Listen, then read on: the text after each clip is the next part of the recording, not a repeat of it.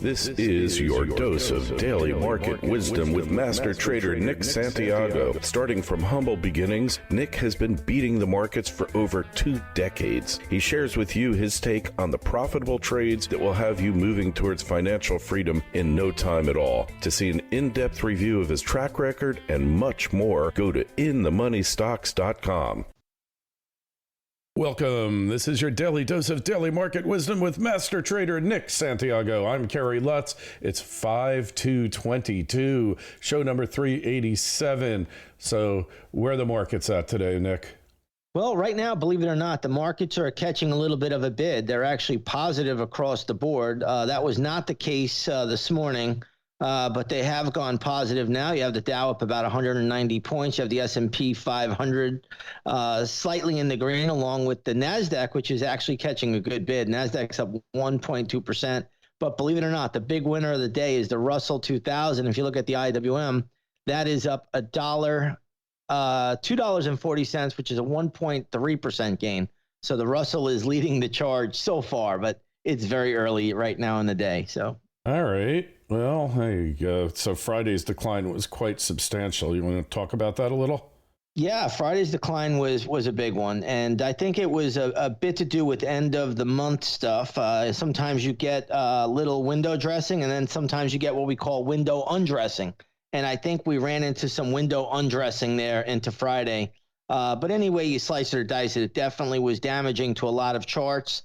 Obviously, the Amazon news, the Apple news, Amazon in particular, just got absolutely slaughtered. That stock does not look at all any bit attractive right now. I think it's still got to go lower. I think that's going to be a $2,100 stock.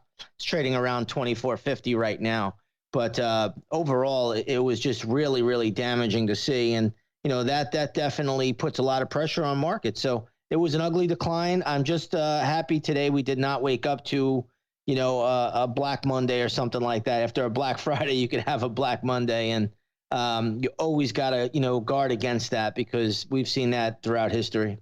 Speaking of which, I think Bezos is wearing black now. He lost like 20 or 30 billion last Friday. Oh, he had to lose at least that. I thought it was more, but I definitely know it's somewhere up in those high numbers. Yeah, he definitely took a beating last week. But hey, these guys are already set. You know that to them it's just a game here. But he's going to lose a little bit more because he's going to go see this Amazon stock's going to go test that 2,100 handle. Yeah, it's according to CNBC, he lost 20 billion of his wealth, 14% of the stock. So poor Jeff. You really got to feel for him. Poor Jeff won't be able to send up a new rocket anytime soon. Yeah, or go on the rocket because you got to bail them out of here. So what about yields? They're really going up. Oh yeah, bond yields today are up about 9 basis points as we speak, sitting at 2.977%. They actually were even a touch higher than that a little while ago. So yields now flirting with that psychological 3% level. But remember, we have the Federal Reserve meeting, and that's a highly anticipated one. This Wednesday, it will conclude. It actually starts tomorrow. It's a 2-day meeting. So we'll see what the Fed has to say. In my opinion, I don't think they're going to change course. I think they're in this one. They have to do this or else they'll lose all credibility. They got to raise by 50 basis points because that's what Jay Powell has told us he's going to do.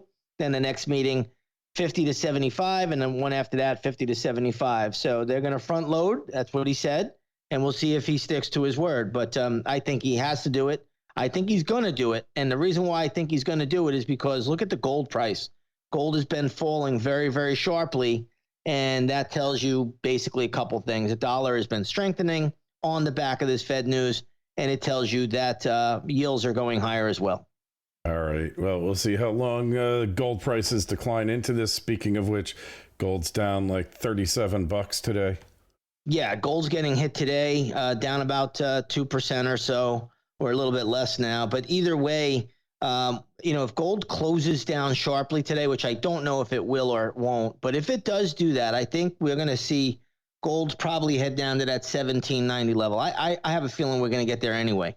And then we'll see how it reacts. And that should be a pretty decent tradable bounce level. That's where I would play it on the long side. So 1790, when the futures get there, that'll be my play. If you're looking at the GLD, somewhere around 167, gets down to 167 area. That's where I would be a buyer of gold for a short-term bounce. All right. And of course, we're looking at Bitcoin, and it's hanging on, huh? Yeah, Bitcoin is just hanging on by a shoestring at this stage of the game. It really is quite something. But today it's up. It's up about 3% or a little less, 2.5%. Still above that 38,500 level. So, as I've been saying on here, probably even last week, it lives to fight another day. And that's the case right now. But the longer this consolidates in this range around 38,000, 39,000 level, and if it just goes sideways like that and forms a base, that's a bearish base, and that would indicate Bitcoin wants to go lower. But for now, it's holding, and it lives to fight on, and we'll give it the benefit of the doubt for the moment. All right. Well, it's interesting times that we are living in, and it's going to be interesting to see because all the other cryptos pretty much have been going down. Ethereum's down. That nothing has really caught a bid since Bitcoin peaked 37, and then it came back up. It hit 50, and it's just been doing nothing ever since. Yeah, I mean, and that's been the case really for Bitcoin too. If you look at the Bitcoin futures chart, right around late March when the stock market started to top, that's when Bitcoin topped out. And then it, consolidated a little bit, looked like it could make another run, and it failed. It failed really around April 6th, and now, we've just gone lower gradually declining.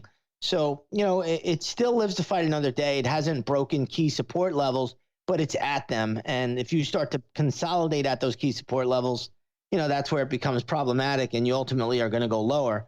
But for right now, it's having a decent day today, and it's hanging in there. So, we never really want to condemn anything until it gives us that bearish reading, but the bearish pattern is definitely forming. All right. Well, we'll leave it at that. Make sure you go over to Nick's site, inthemoneystocks.com, see how he has consistently been beating the averages for decades. And while you're at it, take a look at the Twitter feeds.